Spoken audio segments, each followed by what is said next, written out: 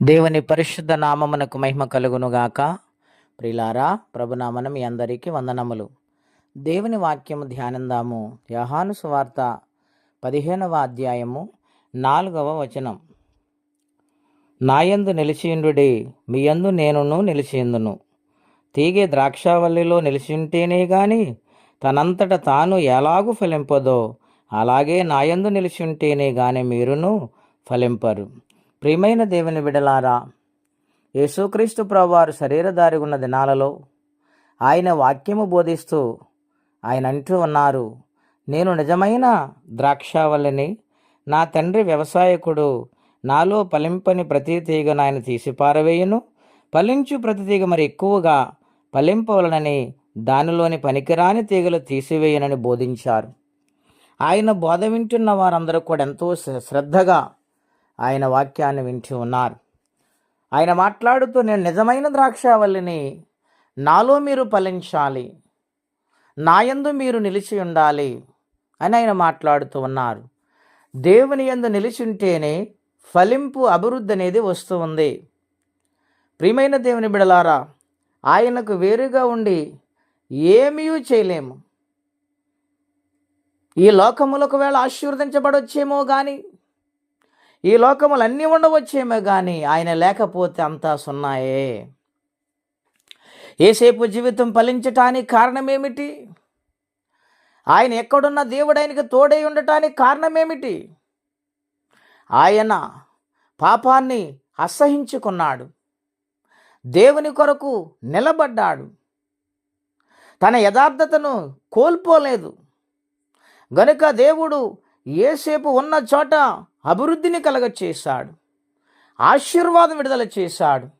యేసు ప్రభువారున్న చోట అభివృద్ధి వస్తుంది, ఆశీర్వాదము కూడా వస్తూ ఉంది. నా ప్రియమైన దేవుని బిడ్డలారా, ఆయనలో మనం అంటుకట్టబడిన వారిగా మారాలి. ఆయన సన్నిధిలో నమ్మకంగా బ్రతకాలి. ఆయనకు వేరయుండి ఏదీ చేయలేము. ఆయనకు వేరయుండి ఏ ఆలోచన చేసినది ఫలింపదు. గమనించమని ప్రభుపేట మనవి చేస్తున్నాను. గనుక ఆయన ఎల్లప్పుడూ కూడా మనం అభివృద్ధి చెందాలని కోరుకుంటున్నాడు, మనం ఫలించాలని ఆయన కోరుకుంటున్నాడు, మనము దీవించబడాలని ఆయన కోరుకుంటూ ఉన్నాడు. ఎవరు ఫలింపకుండటం ఆయనకి ఇష్టము లేదు. మరి ఫలించాలంటే మనము ఆయనలో అంటుకట్టబడాలి, ఆయన యందు నిలిచుండాలి, ఆయనతో సహవాసము చేసి ఆశీర్వాదాన్ని పొందుకోవాలి. అటువంటి దీవెన ప్రతి ఒక్కరూ పొందుకోవాలని నాడు యేసేపును ఆశీర్వదించిన దేవుడు, భక్తులైన వారిని ఆశీర్వదించిన దేవుడు ఉదయకాలం మనతో మాట్లాడుచున్నారు. నీవు ఆశీర్వదించబడాలనుకుంటున్నావా? యేసయ్యలోనూ నీవు నిలబడాలి. ఆయన కొరకు బ్రతుకట్టి కృపా తీర్మానం పరిశుద్ధాత్మ దేవుడు మనందరికీ దయచేయునుగాక. ప్రార్థన అండి. అత్యంత కృప కలిగిన దేవ, మహోన్నతమైన మీ నామము కొరకై వందనములు, స్తోత్రాలు. మీ కొరకు ఇంకా నమ్మకంగా బ్రతకటానికి కృపనివ్వండి. మీ ఆత్మ సహాయము దయచేయండి. మీకు వేరుగా ఉండి మేమేమీ చేయలేము నాయన. మీరు మమ్మలను అభివృద్ధిలోని తీసుకుని రావాలని, ఫలింపచేయాలని, దీవించాలని మీరు కోరుకుంటూ ఉన్నారు నాయన. ఆ విధముగా నీకు లోబడి జీవించు భాగ్యం మాకు దయచేయండి.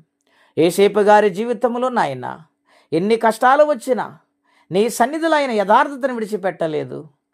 నీ సన్నిధులు అంటుకట్టబడ్డాడు, దీవించబడ్డాడు. మేము కూడా అలా దీవించబడటానికి కృపా సహాయము దయచేయండి. ఎవరే కష్టముల బాధల ఇబ్బందులను వారికి నీ సహాయం పంపించమని, ఈ వారమంతా మీ సజీవమైన రెక్కల సాటున కాచి కాపాడి దీవించమని యేసయ్య నామములో అడుగుచున్నాము తండ్రి. ఆమేన్. దేవుడు దీవించును గాక. ఆమేన్.